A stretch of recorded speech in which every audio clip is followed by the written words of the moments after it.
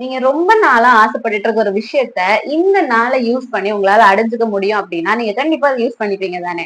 August 8 அன்னைக்கு யூனிவர்ஸ்ல, அதுவும் முக்கியமா எர்த்ல வருஷத்துக்கு ஒரு தடவை மட்டும் நடக்கக்கூடிய ஒரு பயங்கரமான ஸ்பெஷலான ஈவெண்ட்ஸ் நடக்க போகுது. சோ இந்த வீடியோல இந்த டேவை எப்படி ஃபுல் ப்ராப்பரா யூஸ் பண்ணி நீங்க ரொம்ப நாளா ஆசைப்பட்டு இருக்க விஷயத்த அடையலாம் அப்படின்ட்டு ஸ்டெப் பை ஸ்டெப்பா சொல்ல போறேன். ஸ்கிப் பண்ணாம ஃபுல்லா பாருங்க.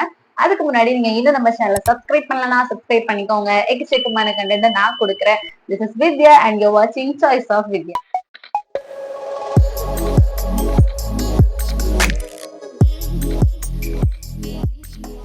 என்ன அப்படின்னா ஆகஸ்ட் 8 அந்த டேட்டை நீங்க எடுத்து பார்த்தாலே 8/8 2024 தான் இருக்கும். அந்த 2024 கூட நீங்க ஆட் பண்ணி பாத்தீங்கன்னா 8 தான் வரும். இப்படி 8 அப்படின்னு ரிப்பீட்டடா 8 வர்றது எதை ரெப்ரசென்ட் பண்ணுது அப்படின்னா ரொம்ப லக்கினஸையும் அந்த டே வந்து உங்களுக்கு ட்ரீமை மேனிஃபெஸ்ட் பண்றதுக்கு ரொம்ப உகந்த நாள் அப்படின்னு சொல்றாங்க. இந்த நம்பர்ஸ் மட்டும் வச்சு இந்த டே ஸ்பெஷல் கிடையாது. இந்த நாள்ல நம்ம யூனிவர்ஸ்லயே பயங்கர ஸ்பெஷலான ஒரு ஈவெண்ட் நடக்கும். என்ன ஈவெண்ட் அப்படின்னா இந்த நாள்ல யூனிவர்ஸ்ல நம்மளோட எர்த்தும் ரொம்ப பவர்ஃபுல்லான விஷிங் ஸ்டார் அப்படின்னு சொல்லக்கூடிய சீரியஸும் அண்ட் லியோ சிம்மத்துல இருக்கிற சூரியனும் ஒரே கோட்ல அலைன் ஆகுது.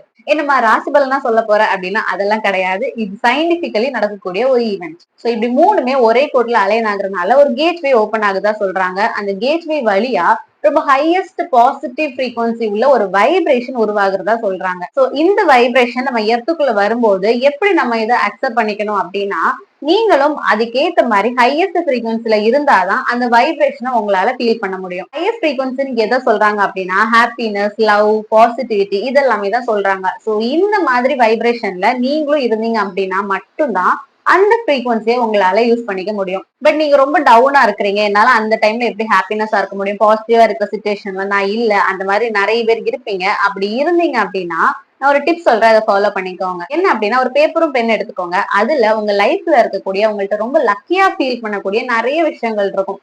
ரொம்ப சின்ன சின்ன விஷயங்களா இருக்கும்.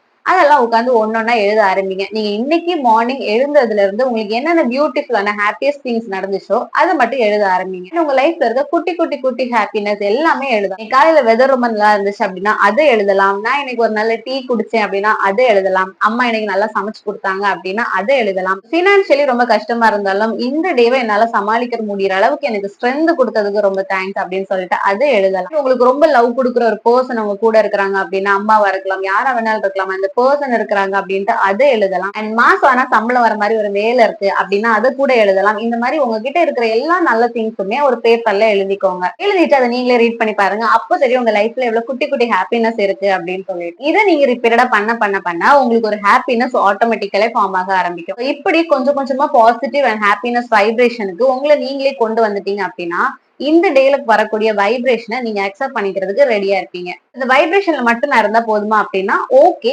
ஆனாலும் உங்களுக்கு என்ன வேணும் அப்படிங்கறத நீங்க யூனிவர்ஸ்க்கு தெரியப்படுத்தினா தானே அது உங்களுக்கு திரும்ப கொடுக்கும். சோ அதுக்கு என்ன பண்ணணும் அப்படின்னு சொல்றேன். என்ன பண்ணணும் அப்படின்னா ஃபர்ஸ்ட் ஒரு இடத்துல காமா உட்கார்ந்துட்டு கையமையான்னு கத்திட்டு இருக்க உங்களோட மைண்ட காம் பண்ணுங்க. காம் பண்ணி ஃபர்ஸ்ட் உங்களுக்கு என்ன வேணும், உங்களோட இன்டென்ஷன் என்ன, கோல் என்ன அப்படின்ட்டு நீங்களே யோசிச்சுக்கோங்க. அதுக்கப்புறமா கொஞ்சம் பேப்பர்ஸ் அண்ட் பென் எடுத்துக்கிட்டு உங்களுக்கு என்ன வேணும் அப்படிங்கறத இப்போ அது உங்ககிட்ட இருந்தா நீங்க என்ன மனநிலையில இருப்பீங்களோ அதே மனநிலையில ஹாப்பியா ரிலாக்ஸ்டா ஃபீல் பண்ணிக்கிட்டு இப்ப இருக்கிற மாதிரி அந்த பேப்பர்ல எழுதணும். அதாவது இப்ப நீங்க பினான்சியலி ஃப்ரீ ஆகணும்னு யோசிச்சுட்டு இருக்கீங்க அப்படின்னா இப்போ நீங்க பினான்சியலி ஃப்ரீயானா எவ்வளவு ஹாப்பி அண்ட் ரிலாக்ஸ்டா இருக்கீங்களோ அதை ஃபர்ஸ்ட் ஃபீல் பண்ணணும். ஃபீல் பண்ணி அந்த பேப்பர்ல நான் இப்போ பினான்சியலி ஃப்ரீ ஆயிட்டேன், நான் ரொம்ப ஹாப்பியா இருக்கிறேன், நான் ஹெல்தியா இருக்கிறேன் அப்படின்னு என்ன மாதிரி வேணாலும் பிரசன்ட்ல அது இப்போ உங்ககிட்ட இருக்கிற மாதிரி நீங்க எழுதணும். இப்ப நீங்க உங்க ட்ரீம் ஜாபுக்கு ட்ரை பண்ணிட்டு இருக்கீங்க அப்படின்னா அந்த ஜாப், அந்த பொசிஷன், அந்த சேர்ல நீங்க உட்கார்ந்துருந்தீங்க அப்படின்னா எப்படி நீங்க ஃபீல் பண்ணுவீங்கன்னு கண்ணை மூடி ஃபர்ஸ்ட் இமேஜின் பண்ணி பாருங்க.